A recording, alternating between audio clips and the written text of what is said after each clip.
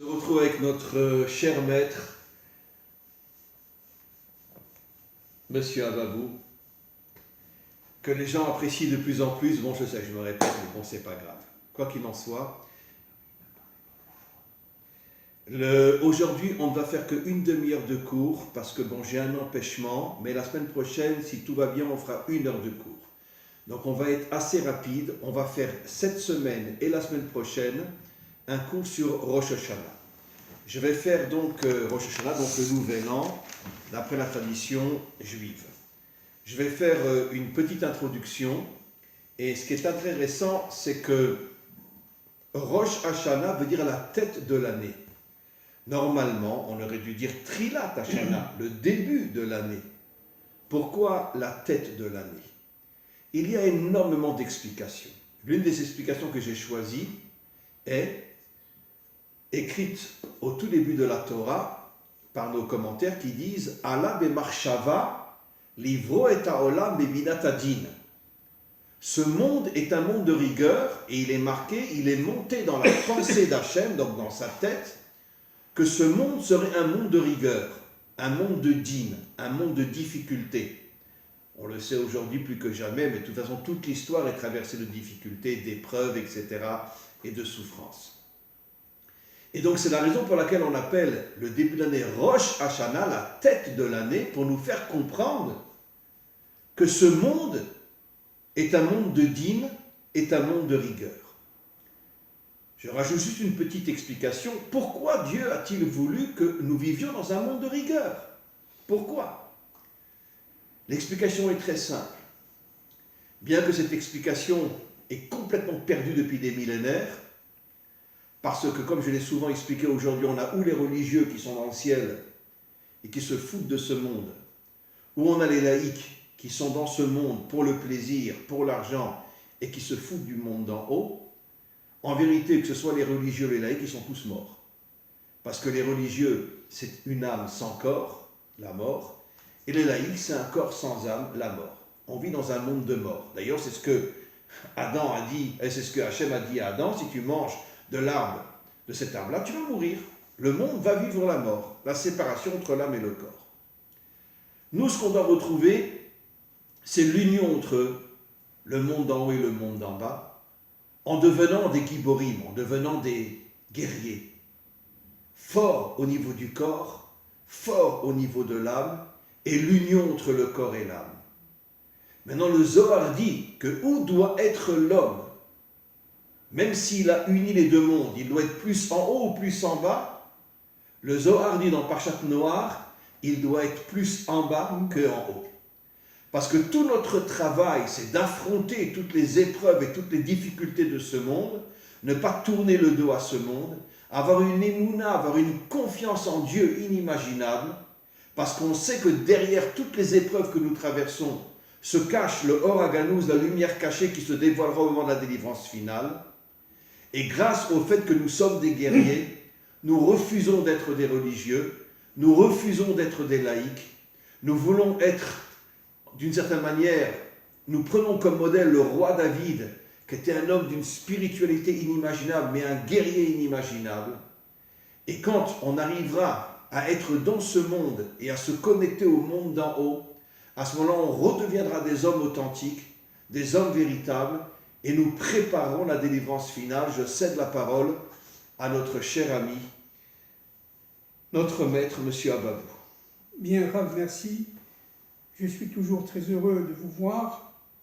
Je tiens à m'excuser auprès des personnes qui m'écoutent. Je parle souvent avec fougue, parce que tout simplement, c'est le feu intérieur. Je vais essayer de parler avec moins d'ardeur et plus calmement.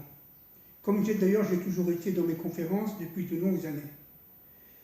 Je vais me permettre d'abord, pour commencer, de citer deux citations qui parlent d'elles-mêmes.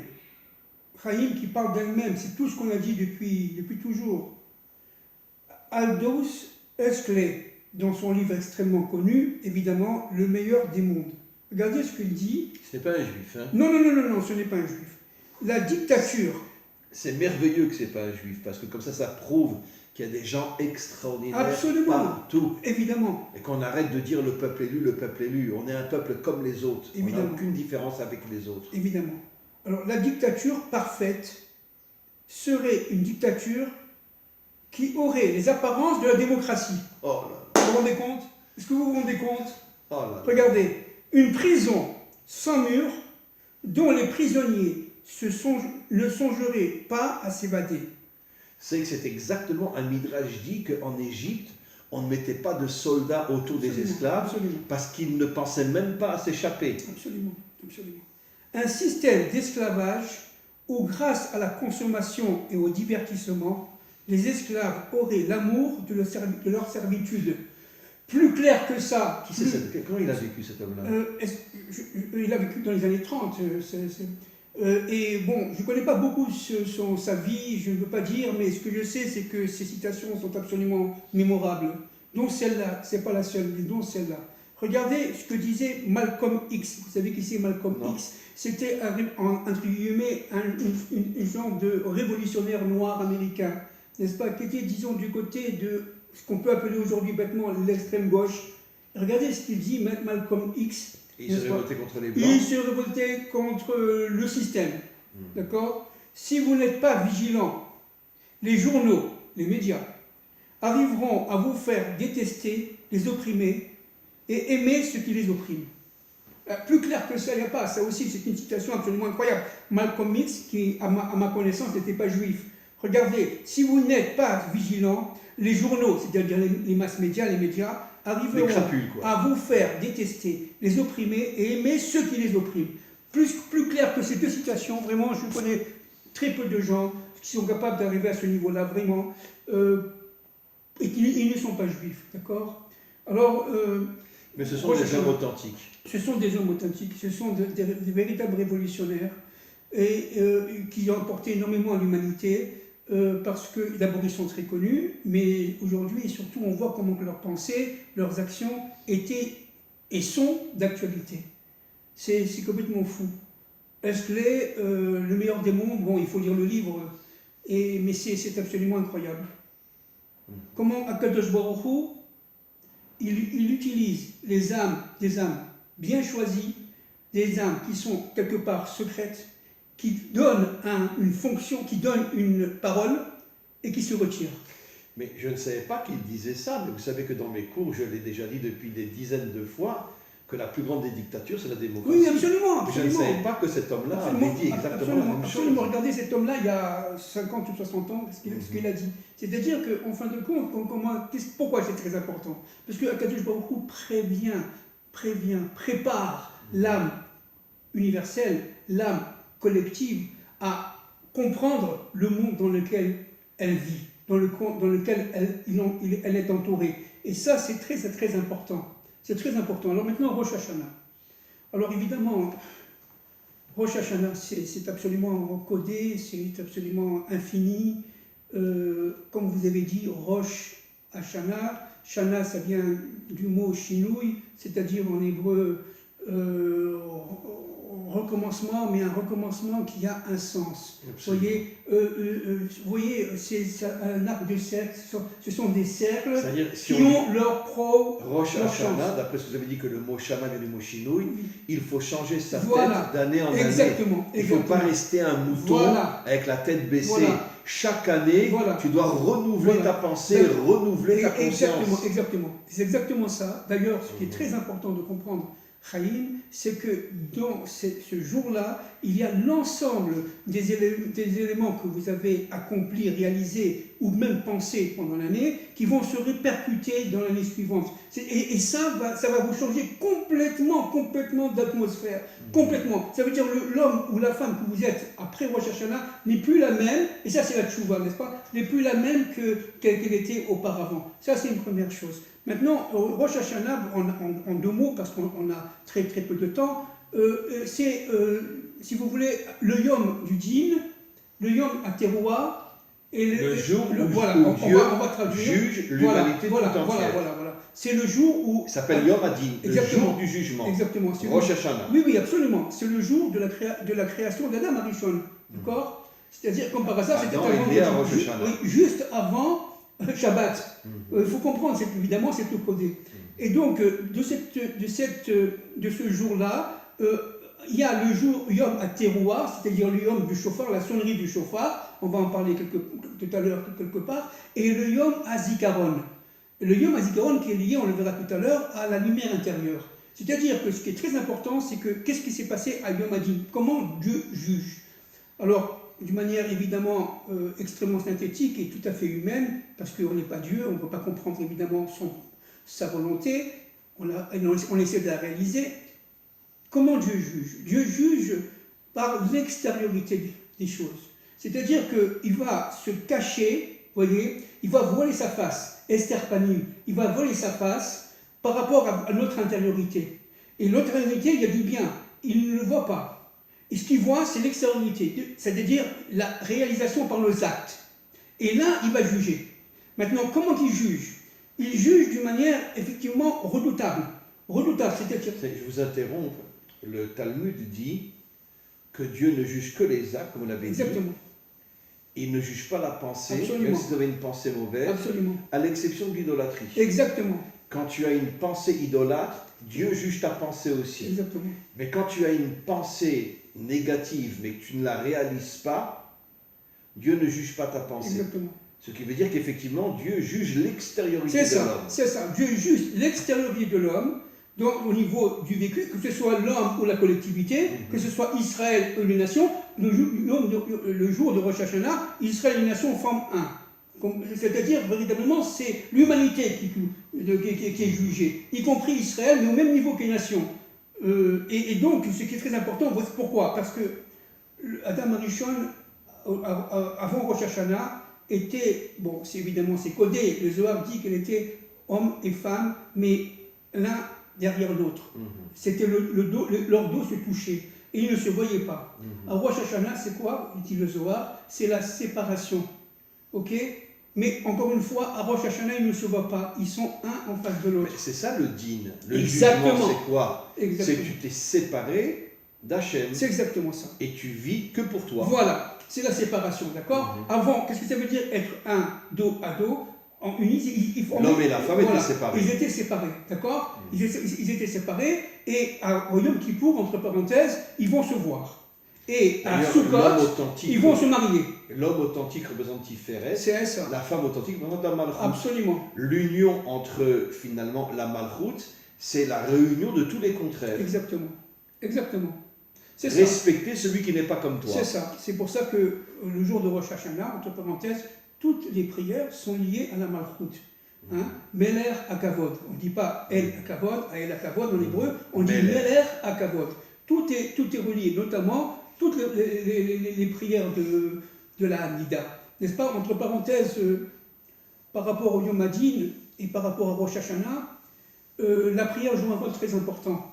Rosh Hashanah, en général, est célébré pendant la paracha Nitzavim. Atem Nitzavim Ayom. Oui. Et le Zohar dit Ayom, c'est Rosh Hashanah. D'accord? Mais Ayom, aujourd'hui, c'est-à-dire ils étaient debout, unis. Vous êtes tous réunis devant moi. N'est-ce pas? C'est-à-dire que là, Rosh Hashanah, il faut faire l'union de tous les contraires. Et c'est à ce moment-là que Dieu intervient. Et la faute de Adam a eu lieu à Rosh Hashanah. Exactement. Et il a cassé l'union entre l'homme et la femme, entre Tiferet et Malchut. Exactement. C'est-à-dire le respect des différences. C'est exactement ça. C'est-à-dire qu'en fin de compte, qu'est-ce que c'est que la prière chez nous? C'est en fin de compte, vous voyez, on est droit, c'est la Amida, n'est-ce pas? On est droit, donc on forme un Vav. Fila, ce sont les mêmes motiotes que Tila. Vous voyez, Tila, ça veut dire la mèche. Fila, Tila, disent les Chachamim, c'est les mêmes lettres.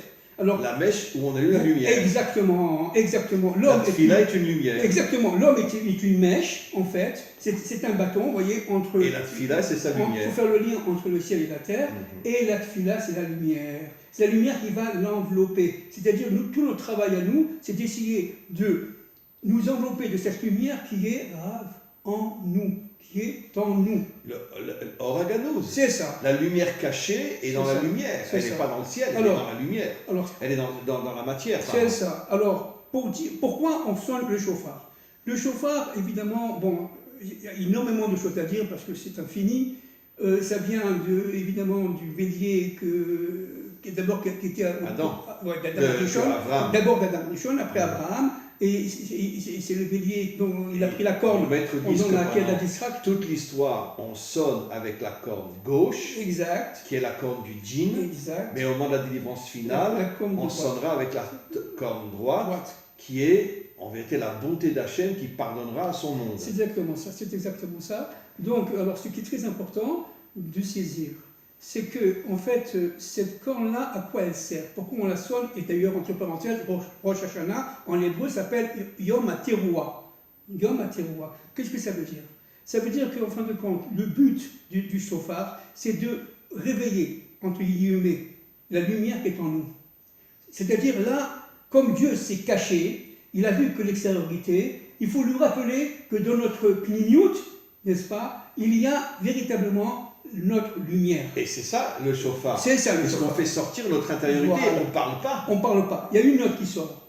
Et voilà, exactement. On ne parle pas, mais ça rentre, si vous voulez, ça sort du shofar, ça rentre dans l'intériorité des fidèles, et chaque fidèle qui correspond à un monde le répercute dans les autres mondes. D'ailleurs, c'est pour ça qu'on a dit. Et au niveau de l'universel. Utka beshofar gadol. C'est ça. La délivrance est comparée au son d'un shofar pour dire que l'humanité retrouvera son intériorité. Exactement. C'est pour ça que le Rav Kook dit qu'il y a 3 niveaux de shofar. Il y a le shofar, le petit shofar, le moyen shofar et le grand shofar. Le petit shofar, c'est celui qui va comprendre qu'il faut, pour les Juifs, pour les Hébreux, qu'il faut monter en Eretz Israël parce que le temps est appelé, la lumière est allumée. Hein? Et cette lumière, comment elle s'appelle? Elle s'appelle Zikaron. Comprenez? C'est le Yom HaZikaron. C'est pour ça qu'on dit que Rosh Hashanah, c'est Yom HaZikaron. Ça veut dire rentrer dans son intériorité. Exactement. C'est quoi le Zikaron? Se souvenir. Se souvenir de ce qui est passé. Exactement. Ça veut dire revenir dans son intériorité. Exactement. Et donc, entre parenthèses, c'est ce qu'essaient de faire tous les ennemis. En nous coupant de notre famille, en nous coupant de notre histoire. Aujourd'hui, en Israël, le ministère de l'Éducation va tout simplement refuser l'enseignement du second temple, du troisième, et d'ailleurs, le gouvernement actuel veut réintroduire le fonctionnement des autobus, l'ouverture des magasins, etc. Le Shabbat. Voilà. Bon, ça fait partie évidemment d'un combat contre Hachem, et ce qui est très important de comprendre, c'est que tout le travail du mal, c'est d'éviter qu'on réveille le Zikaron. C'est l'anti-shofar, si vous voulez. D'accord. Alors c'est quoi cette guerre de Gog et Magog? C'est tout simplement le grand shofar. Il y a le moyen shofar, dit le Rav Kook, je reviens sur le Rav Kook, il y a le moyen shofar, où véritablement les événements de notre vie prouvent qu'il faut quitter la France, quitter l'Amérique, parce qu'on peut faire des affaires en Israël. Bon, je parle le langage évidemment le plus simple possible. Il y a des opportunités à faire, on peut acheter une maison, etc. Mais le troisième shofar, c'est en fin de compte le grand boom, c'est la guerre de Gog et Magog, qui fait qu'on n'a plus le temps, il faut fuir. Vous comprenez? Alors ce grand shofar... Il faut se battre. Il faut fuir. Pourquoi fuir? Non, attendez, il faut fuir en Israël pour se battre en Israël. Fuir. C'est évident. Fuir les pays extérieurs. Mais évidemment, on parle des Hébreux, on parle des Juifs, n'est-ce pas? Des Hébreux. Et je ne supporte pas le mot. Oui, je sais, Chaim. Donc sur notre terre, on est des Hébreux, on n'est plus des Juifs. Oui, alors Manitou dit qu'en fin de compte, être Hébreu, c'est se rappeler qu'un jour on était Juif, et qu'avant d'être Juif, on était Hébreu. Tout le travail, c'est de passer de hébreu à hébreu. En haut, on est tombé et on remonte. Exactement. Hébreu, c'est le signe de la montée. Juif, c'est le signe de la chute. Exactement. Alors tout le but, si vous voulez, l'objectif du mal, c'est d'éviter qu'on allume notre zikaron, qu'on allume notre intériorité. De manière, parce que le but de toute la vie de l'humanité tout entière, parce que ce qui se passe chez les Hébreux, on se passera à l'humanité tout entière. C'est ça la réunion. Chez les Adamiques. Je parle des Bnei Adam toujours, bien entendu. Je parle de ceux qui descendent d'Adam Arishon et de Chava. Pas seulement d'Adam Arishon, parce qu'on sait que pendant 130 ans, il a eu évidemment des pertes. Ils n'étaient pas ensemble. Et toutes ces pertes ont créé la majorité de toutes les autres créatures qui ne sont pas des Adamiques. Exactement. Alors donc, il faut comprendre un autre point qui me paraît très très important, c'est que ce qu'a vécu en microcosme Israël, c'est l'humanité entière qui va le vivre. C'est-à-dire qu'en fin de compte, il va y avoir un Yom Adin, le Yom Adin universel. Parce que Israël est le laboratoire, Le laboratoire d'une matière, matière, exactement. le microcosme. Exactement. Et comme dans un laboratoire, tu expérientes des médicaments, puis après tu les donnes au monde entier. C'est ça. Israël est le côté expérimental Exactement. de l'humanité tout Exactement. entière. Un microcosme économique, social et tout ce que vous voulez, politique et tout ce que vous voulez. Et donc, ce qui est très intéressant, c'est qu'Israël étant un microcosme de l'universel, eh bien, a vécu pendant des millénaires, n'est-ce pas, chaque année, à partir de Rosh Hashanah, ce que vit le monde au niveau de ce propre exil, parce que le monde est en exil aussi. Et à la fin des temps, il va y avoir la... Sauf qu'eux, ils ne savent pas qu'ils sont Voilà. en exil, parce que ce n'est pas un exil géographique. Voilà. C'est un exil intérieur. Exactement. C'est la démocratie Exactement. qui nous transforme en moutons. Eh c'est ce qu'a dit Huxley, hein, n'est-ce pas? Voilà. C'est ce qu'a dit Huxley. C'est la démocratie qui nous transforme en super moutons, et de manière à ce qu'on ne voit rien. Encore une fois, le but, c'est tout simplement qu'on soit le plus animal possible, de manière à ce que Hachem nous rejette et qu'il n'y ait plus d'alliance, parce que tout le problème, c'est l'alliance. D'ailleurs, le Tanya dit qu'il y a dans l'homme deux âmes, Exact. l'âme animale et l'âme divine. Exact. Et la démocratie fait tout pour nous transformer en animaux. C'est exactement ça. C'est ça le but. Le but, c'est d'essayer d'augmenter le maximum de plaisir, de désir et de vivre dans notre extériorité de manière à ce qu'on soit, maintenant on comprend, jugé par Dieu à Rosh Hashanah, parce qu'à Rosh Hashanah, Akadosh Baruch Hu, il juge le monde entier, il juge l'univers tout entier, il juge les goïms comme les Hébreux. Et à partir de ce moment-là, ce qui est encore une fois très important de saisir, c'est qu'il faut absolument rester calme, avoir le chauffard en soi, de manière à être toujours prêt au combat. Ah, vous savez que Shofar, c'est un Gematria Yerushalayim. Bien sûr. Shofar Gematria Yerushalayim pour nous faire comprendre que d'une certaine manière, Yerushalayim retrouvera son intériorité. C'est ça. Et redonnera l'intériorité au monde entier. C'est ça. C'est fou. C'est pour ça que, encore une fois, Esther Panim, ce sont les mêmes otiotes que, en tout cas au niveau des racines, que Pliniut. Bien sûr. Que l'intériorité. Hein? Panim, c'est Donc, l'intériorité. quand Dieu dit « je cache ma face », il veut dire « je cache mon intériorité ». C'est exactement ça. Et le monde tombe dans l'extériorité. Exactement. C'est la démocratie. C'est exactement ça. C'est-à-dire que, en fait, tout notre travail, c'est d'essayer par le chauffard. Et qu'est-ce que c'est que le chauffard? Ce sont les événements qui s'annoncent, les événements, malheureusement, crise économique, crise monétaire, crise financière, crise météorologique. Regardez le nombre de tsunamis qu'il y a, le nombre de tremblements de terre, le nombre d'ouragans qu'il y a dans le monde entier. Parce que Dieu, tout simplement, se manifeste à travers les événements naturels. C'est exactement les macotes, ce qu'on appelle les macotes d'Égypte. Hein, parce que le monde, aujourd'hui, c'est l'Égypte. Mais ce sont les macotes d'Égypte, c'était des macotes naturelles. Absolument. C'était des macotes naturelles envoyées par Dieu. Absolument. Pour nous faire comprendre qu'il dirige la nature. Exactement. Donc il faut, encore une fois, il faut saisir l'importance de notre époque. Il faut tout simplement comprendre que ce qui va nous arriver, c'est en fin de compte le chauffard, le grand chauffard.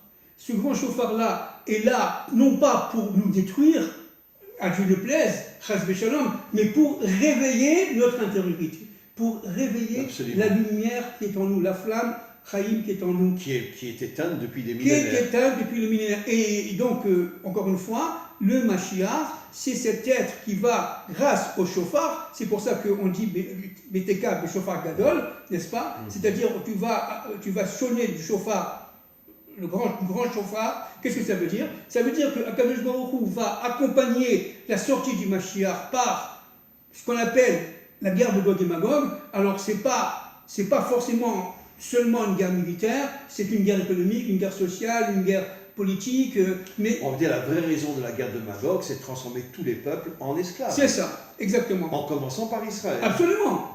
Pourquoi? Parce que le mal, c'est avant le bien, je répète, le mal, c'est avant le bien, ce qui va se passer.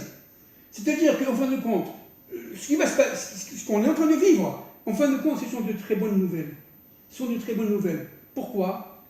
Parce que tout simplement, le mal a compris qu'on va vers le bien, a compris que le Mashiach, le Messie, est en train de sortir, de se révéler, donc il va tout faire pour arrêter le processus. Il va tout faire, mais au dernier moment.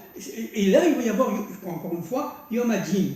c'est-à-dire le Rosh Hashanah de l'histoire. Bien sûr. Vous comprenez? Bien qu'on dit que la guerre de Gog éclatera à Sukkot. Oui, absolument. Pourquoi? Oui. Parce que Sukkot c'est Yaakov, C'est ça. l'union des contraires, Exactement. et Gog veut casser l'union des Il veut contraires. casser Tiferet, il veut Bien empêcher, mais évidemment, parce que mais c'est tout le travail de Yosef en secret avec son père Yaakov.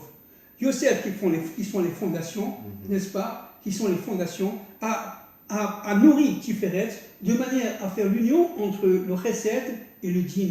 L'union pour arriver à la Rahmanout. Parce que tu sais que la Rahmanout, c'est la miséricorde en français. La miséricorde de Dieu. C'est-à-dire que Kadosh Baruch Hu va venir, il va intervenir directement, il va dévoiler, j'allais dire presque sa face, il va se découvrir. Et à partir de ce moment-là, en se découvrant, le mal va tomber d'un seul coup. Bien sûr. Le mal va tomber d'un seul coup. C'est explicite dans le Zohar que le Mashiach, enfin étant l'outil de Dieu, que le Mashiach fera tomber toute l'impureté de ce monde. C'est ça. Avec son armée, pas tout seul. Oui, bien sûr, avec son armée. bien sûr. Alors cette armée, c'est en fin de compte, c'est l'armée universelle. Bien Il ne s'agit sûr. pas de l'armée hébraïque, c'est Pas du l'armée, tout. pas du tout. Le Zohar dit que la majorité Exactement. des soldats dans l'armée du Mashiach seront des Bnei Ce Adam sont non juifs. Les nations, Bien absolument. sûr. Les nations qui descendent des Bnei Adam, Bien sûr. qui descendent d'Adam Arishon. C'est ça qui est très, très, très important de comprendre. Maintenant, un autre point fondamental, c'est que Rosh Hashanah, qui est, encore une fois, ce Yom Hadin, qui est ce jour du jugement, c'est incontestable dans l'extériorité, qui est aussi le jour à Teroa, qui est le jour où véritablement Dieu est présent, il entend le chauffard, c'est pour ça que c'est très important d'être à la synagogue et d'écouter le chauffard. Puis, il y a c'est aussi le Yom HaZikaron. D'ailleurs, dans la prière qu'on fait, quand on fait le Kiddush de Rosh Hashanah, on célèbre le Yom HaZikaron, c'est-à-dire la lumière intérieure. C'est ça, Rosh Hashanah, c'est la lumière intérieure. Pourquoi Dieu ne juge que l'extériorité? Parce que l'intériorité de l'humain est complètement éteinte aujourd'hui. Exactement. Et c'est grâce au chauffard qu'on commence à la réveiller. C'est exactement ça. D'ailleurs, toute l'histoire humaine, qu'est-ce que c'est, en fin de compte? C'est la révélation par le chauffard. Bien sûr. Vous comprenez? Dieu, l'existence de cette lumière Intérieure. Le Oraganou, la lumière cachée. La lumière cachée. Juste un mot pour finir. Rosh Hashanah, c'est lié directement évidemment au Yom Teshuvah, c'est-à-dire au jour de la Teshuvah. Mais d'ailleurs, de Rosh Hashanah à Kippour, on fait des Teshuvah. Voilà, les 10 jours de Teshuvah. 10 jours de Teshuvah qui correspondent aux 10 sphirotes. Exactement. Traverser tous les attributs divins. Absolument. Jusqu'à la Malchut. Absolument. Le jour du retour. Là, alors qu'est-ce qui se passe? Parce qu'en fin de compte, cette lumière qui est incommensurable, éternelle, infinie, innommable, une lumière, n'est-ce pas? C'est ce qu'on appelle le Or Aelion, n'est-ce pas? Je vais très vite, en quelques secondes, bien entendu, se démultiplie en 42 visages humains, en 42 lumières, puis en 70, 70 nations, et de cela en 600 000 points cosmiques. Chacun d'entre nous représente un point cosmique de lumière. C'est la lumière qui est en nous, c'est la lumière qui est en nous. Vous comprenez? C'est une lumière divine, complètement divine, extrêmement forte, mais cachée. Voilée, si vous voulez. Et nos fautes voilent cette lumière. Et depuis la faute de Adam, on a séparé l'extériorité de l'intériorité. Et aujourd'hui, la séparation entre l'homme et la femme, ce qui est plus forte que jamais dans toute l'histoire humaine, c'est bien sûr nos dirigeants qui font tout pour séparer l'homme de la femme, pour empêcher l'union entre Tiferet et Malchut. C'est exactement ça. Tiferet étant masculin, n'est-ce pas? Oui. Et Malchut étant féminin. Et donc, le travail de Yosef, qui est le Yesod, et ça c'est très très important, c'est de récupérer ce Tiferet pour l'injecter dans la Malchut. Vous comprenez? Et c'est pour ça que la femme de Poutifar, etc., et toutes les femmes égyptiennes ont cherché Yosef. Pourquoi faire? Vous avez compris pourquoi? Pour avoir le Yesod. Pour avoir le Yesod. Mais regardez aujourd'hui la démocratie. Je suis de droite, je suis de gauche, etc. Ce ne sont que des sectes. Ce ne sont que des sectes. Ça veut dire qu'en vérité, qu'est-ce que la démocratie veut? Séparer le monde. Absolument. Parce que quelqu'un de droite ne sera pas de gauche et quelqu'un de gauche ne sera pas de droite. Il veut le grand mélange, veut la perte de l'identité intérieure de l'homme. De manière parce que pour que ça s'allume, il faut qu'on sache qui on est. Zikaron, c'est quoi? C'est le souvenir. Souviens-toi d'où tu viens. C'est pour ça qu'on dit que la Torah est une.